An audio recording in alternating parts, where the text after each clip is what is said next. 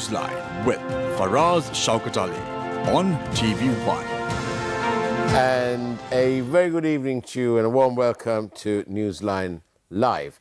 And I'm delighted to tell you that my guest this evening is Mr. Rehan Jayawickrama, who is, of course, the Deputy Chairman of the SJB Youth Wing. Good evening to you, Rehan, and welcome back to Newsline Live. Good evening, Faraz. Always good to be on your show. Thank you. Now then, Rehan, the question today is, will the youth of Sri Lanka walk the presidential talk? Will they? Highly doubt it. And why? Why do you say that? Because we had a president who got 6.9 million votes, predominantly youth voter base, selected president, stuffed up and had to leave. So now what we have is, in my opinion, a mandateless leader. And the way things are going doesn't look good at all. I mean, you do get the occasional few or Colombo's business community or predominantly business community who says that this is a savior. But there's also the same business community that said that Gotabaya Rajapaksa would be a savior. So right now what lots of people in that community are happy about is that businesses are doing good. But in my opinion, I would much rather have human liberty that will flourish than having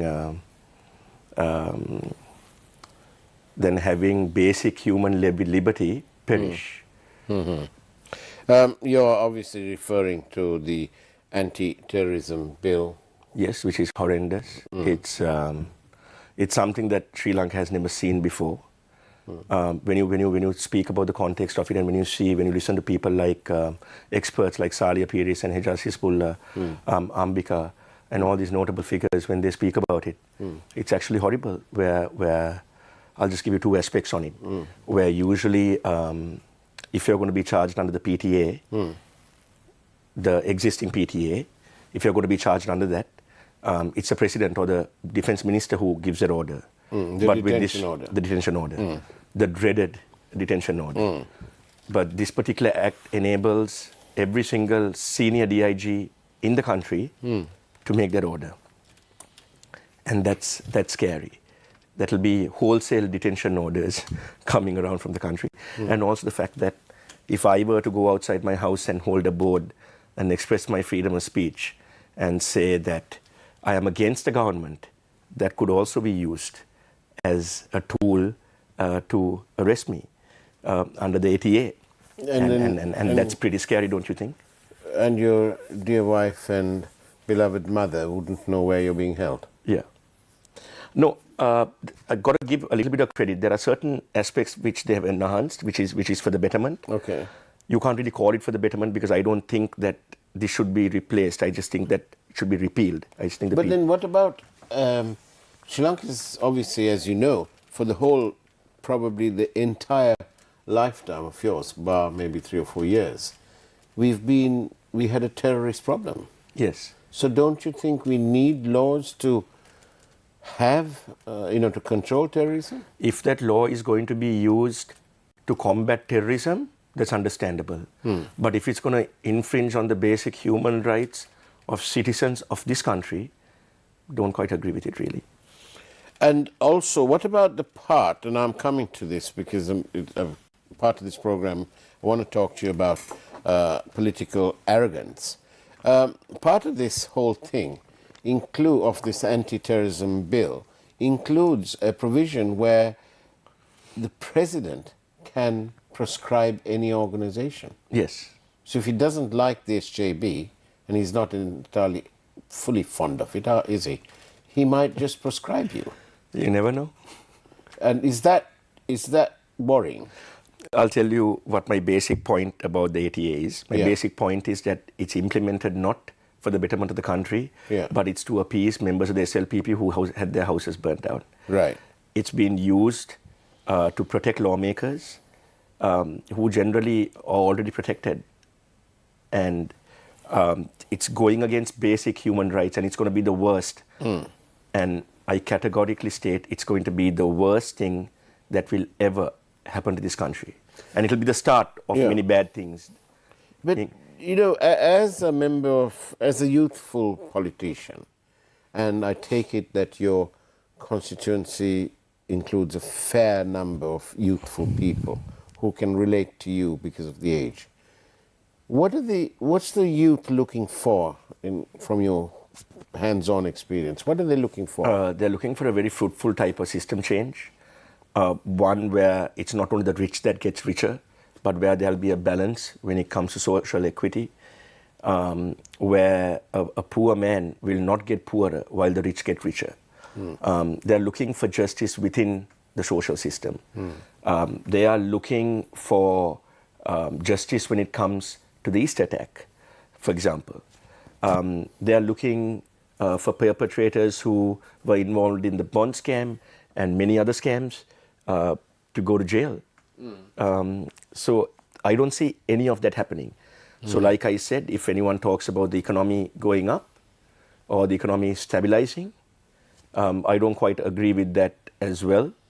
And I don't believe in this savior complex where every single ruler or politician that comes to this high chair is treated like God. I don't agree with all that. And now what we're saying is not a savior syndrome.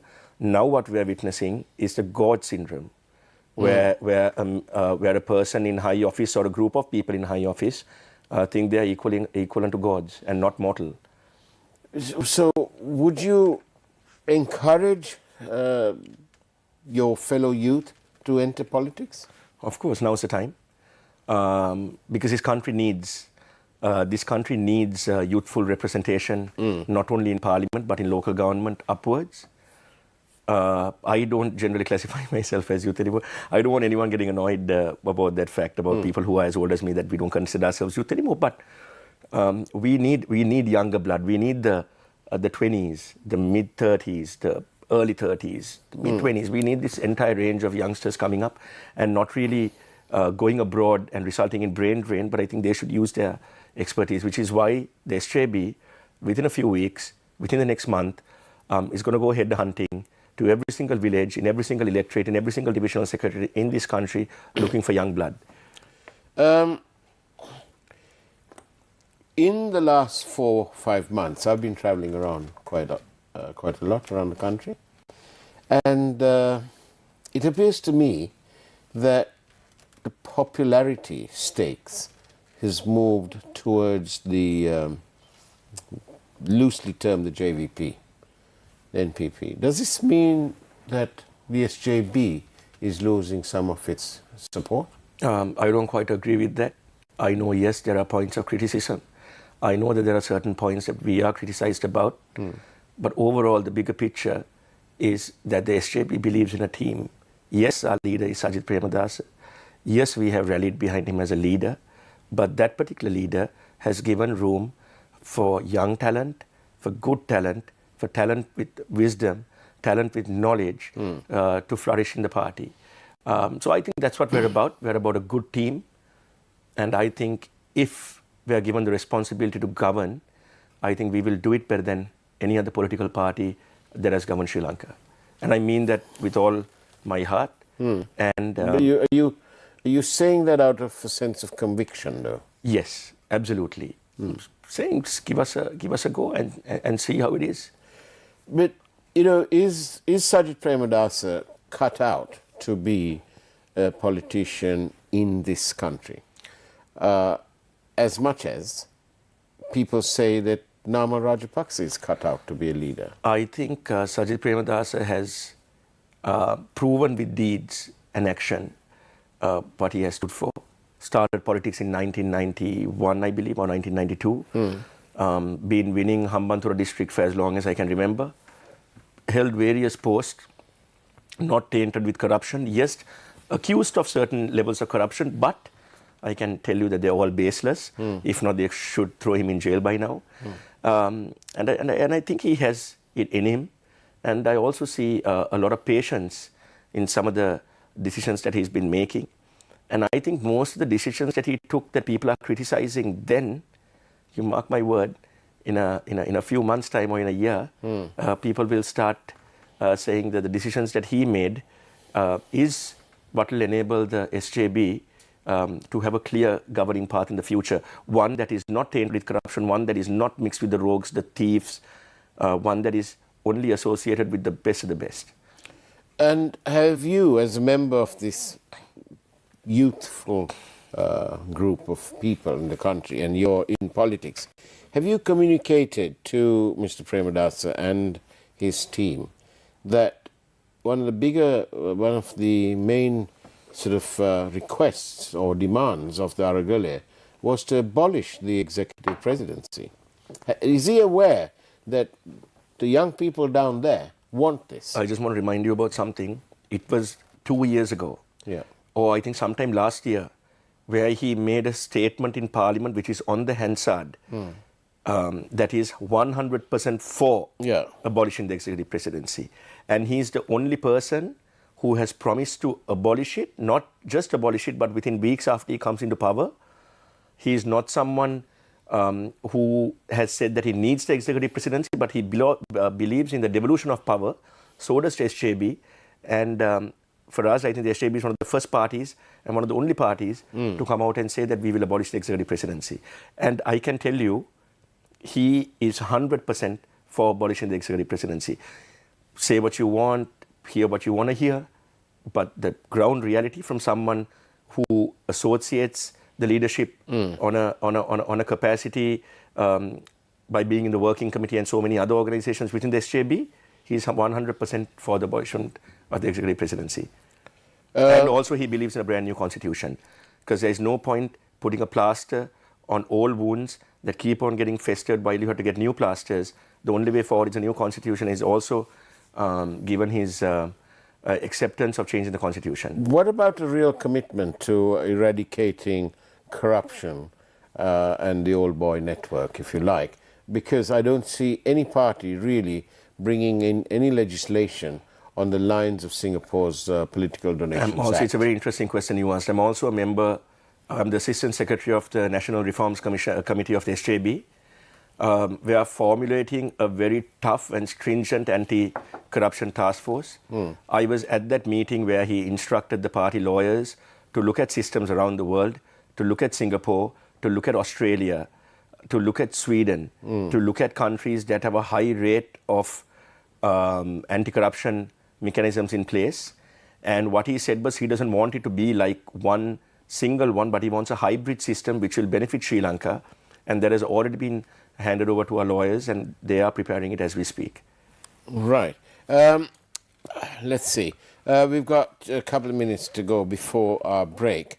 And thank you very much for your questions. SMS, WhatsApp will do. 0772 300 305. And our long-suffering producer, Harshana, has put it up on the screen. And welcome, of course, to the production team, to Naveksha Gunasekara, who's joined us to replace Shehan Rantunga. Darren, can I ask you this? You know, we spoke about arrogance.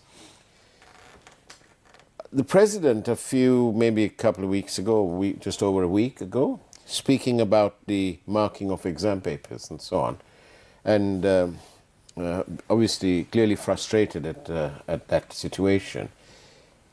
He said at the time that if these people don't mark the papers and get their act together, he will, in essence, prosecute them, and they may even lose their property.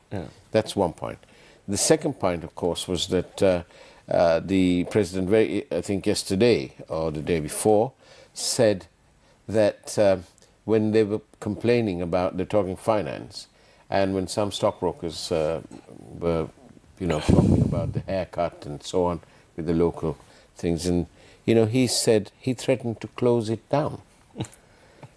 I mean, is that arrogance? Is that how the youth would look at it? Is it arrogance, or is it being having a different form of illusion that other people are used to? I really don't know. But I think it's, for us, we live in a democracy. We are not an autocracy. We are a democracy. We have a parliamentary system. So if we have a parliamentary system, how can one person threaten to take over the houses of teachers, no matter how wrong they are, right? And how can you say you're going to shut down a stock market. Have you seen the countries that don't have a stock market? We'll let you tell us this after the break, because the break has just dawned on us now. So here we go. Let's take a peek at this evening's headlines, and we'll be back with Rehan Jayawickrama all the way from Weligama.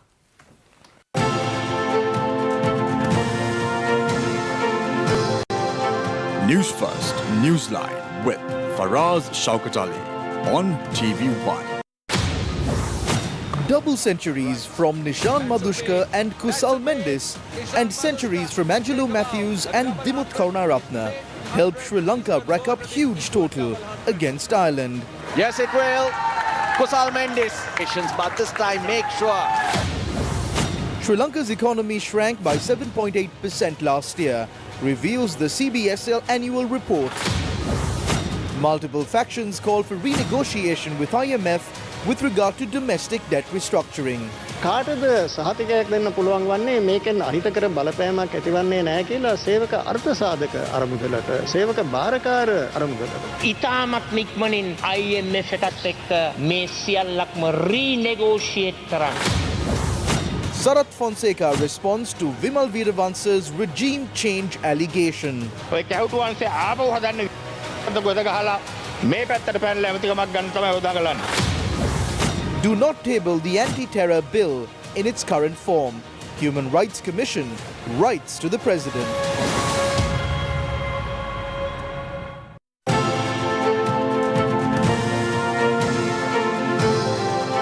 News First, Newsline with Faraz Shaukat Ali on TV1.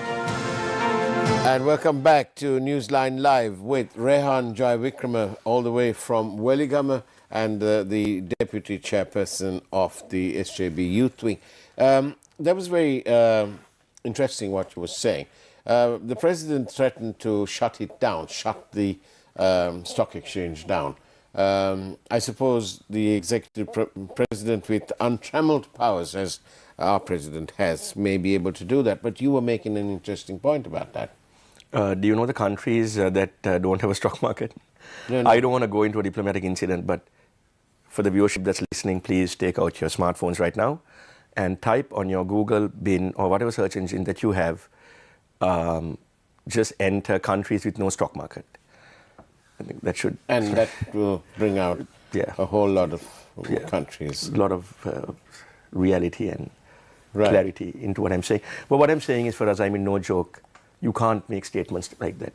Not when Sri Lanka is... How does that appeal to the youth? Because obviously the youth are the people who they were behind the Aragale and so on, and they fired the conscience of the country. So how do you, as a youth, take it?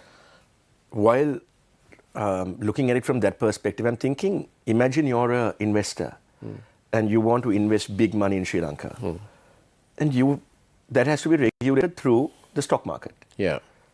Now, you're watching TV one day and you hear the president of the country saying he's going to close down the stock market if things get bad. Are you going to invest? What does that result in? Imagine if it's a multi-million-dollar hotel project that will grant thousands of jobs to youngsters in Weligama and Midissa all the way up in Mathura. What if it's a huge hotel project? That not only makes investors lose confidence, it also makes a huge void in youth getting jobs within the system, within all these investments. So these are all very, very, very disastrous statements. And with all due respect to the president, I think he should think about some of the things he says. According to some, he's a man of great wisdom.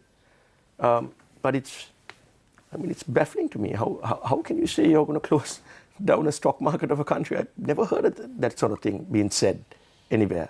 Have you? Well, no, I haven't. But I just thought I'd get somebody else as well to say it. Now then, we spoke arrogance, but back in 2013, Navi Pillai said that she was worried that Sri Lanka had a growing authoritarianism. So in the same lines, let's take a look, or let's discuss what went on in Parliament and the matter of parliamentary language. Well, what do you make of that? Sometimes when I laugh, I don't know whether I'm doing it because I want to cry or whether I really want to laugh. Right. But in this instance, I think it's out of pure sadness. Right. I mean, look at the things that were said in Parliament. We had the foreign minister of the country calling fellow Sri Lankan, I won't say minority, I don't like that word, a fellow Sri Lankan parliamentarian that he is, and I quote, according to the unedited version of the Hansard, a communal bastard. How does that sound?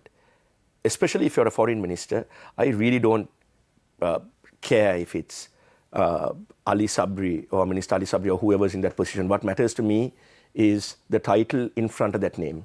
And we've had the Kadir Gamas, we've had Mangala Samaravira, we've had foreign ministers. What you say matters. And for God's sake, you just went on a reconciliation tour to South Africa, where you met members of the diaspora, where you spoke to members of the diaspora, and then you call one of their most prominent members a communal bastard. And then we get the dreaded name. We were a country that was ravaged in a 30-year civil war. And we had another cabinet minister calling that same MP a Kotia. I mean, what are they thinking? We are trying to build bridges. We are trying to promote reconciliation. We are promising the entire world that we're a government that believes in reconciliation. And at the same time, we call MPs, the foreign minister of the country calls him that name, I don't want to say it again, and then makes a apology saying, I don't know if I said it, but if I did say it, I'm sorry. It's just beyond me. Well, it's a bit like people who don't know the essential difference in between asking and telling. And this is the same thing. Minister Ali Sabri doesn't appear to want to accept that he made a mistake, that he was wrong, and he doesn't want to make a full apology. For us, can you just imagine he made a statement in Parliament today and he targeted it at the international community, at the diaspora.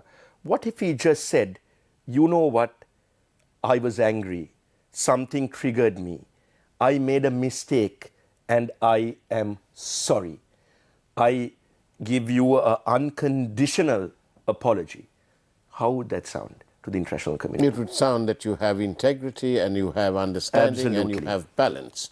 And if you, it doesn't matter which school you go to. These things don't suddenly come and land on your shoulders. It's all to do with one's upbringing and the ability to be able to be upfront and open. Because after all, we are in a democracy. Yes, we are. But I don't believe that we are in a democracy anymore. We are not having elections. We have a state where the youth are not given the right to franchise. We have 18-year-olds who want to cast their first vote, who are denied of their voting franchise. So how are we a democracy? In what way are we a democracy? We are nearing autocracy. We are nearing absolute power for one man or one person. And I mean, where we are going to head as a nation for us all depends on how the youth are going to react. The Aragalaya, the first time around, was a very peaceful, vibrant, colorful Aragalaya. I have deep concerns and I have deep-rooted sense of fear if things like the ATA are passed, that it's going to drive our country to further and further anarchy.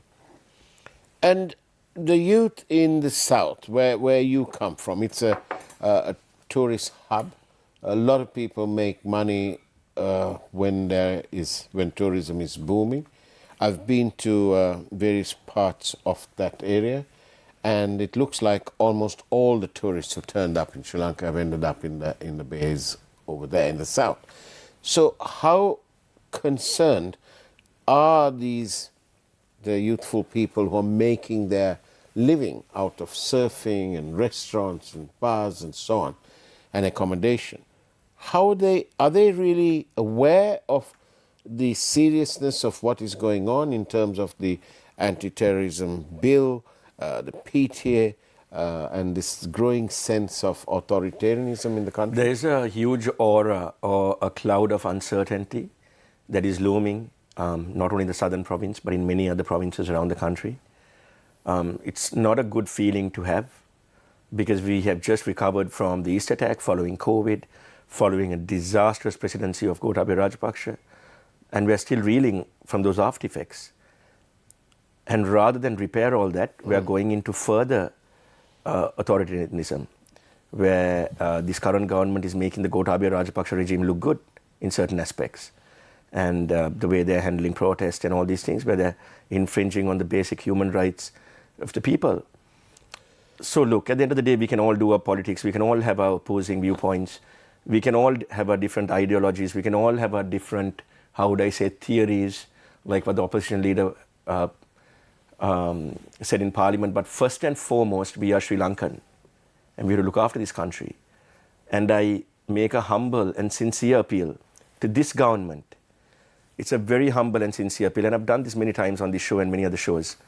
Get your act right, get your act in order. Time's running out. One more chance to save this country. The way it's going, we're going to land in further anarchy. So get your job right and do your job right. Again, thank you for the several questions. And you can tell that the people out there are terribly worried about what's going on in our economy. Will the SJB assure the nation that they will definitely take legal action against all the politicians who have robbed this nation to date and jail them? The people of Sri Lanka wants to see them punished and the money recovered. Is it something that is part of the DNA of the SJB now? I don't think it's up to a politician to catch crooks and play cops and robbers, but the SJB will create a stringent anti-corruption task force where it will be impossible for politicians to interfere in the legal processes in the country. That's what we want to do. And that's what our people need to know. We are not here to catch crooks. We are here for legislation and to create sound legislation. And trust me when I tell you that we will do it if we are given the opportunity. So don't, regret mistakes like what you made when voting for Gotabaya Rajapaksa. Trust in us, have faith in us, and trust that we have a good enough team to get this job done. And I can't reiterate that point enough, that we are going to have probably the best anti-corruption framework in place, where it will not be the job of the politician to catch crooks, but it will be that of law enforcement, like you have in any decent democracy in the world. I hear what you said, but my mind, as you were saying it, went off to the letter sent by DIG Ajit Rona, complaining, in essence, complaining about his transfer. There were several others who've been transferred as well. Do you think that this is all because there's too much of politicization and that we should have a return to a real independent commission? As long as politicians have a choice in twisting and turning and enforcing bureaucracy or messing with the roles of public servants, whether it's police officers, whether it's teachers, whether it's railway guards, whether it's highway workers, whether it's port workers, politicians should not have the capability or the ability or the chance to transfer anyone for that matter. So that is what the SJB is trying to change, among many other things. And in a word, can you see the SJB forming the next government? Yes. Well, Rehan Jayawickrama, thank you for your time on Newsline Live. Thank and you we for having me on. we do hope that people such as you will actually end up in Parliament and perhaps make a change. Out with the old fossils, in with the young Turks. I don't agree with the old fossil part, but yeah, whatever, everything else you said. That's the way it was, ladies and gentlemen, on Newsline Live with Rehan Jayawickrama. Take care. Have a great evening as much as you can, of course. And God bless you all. It's now time for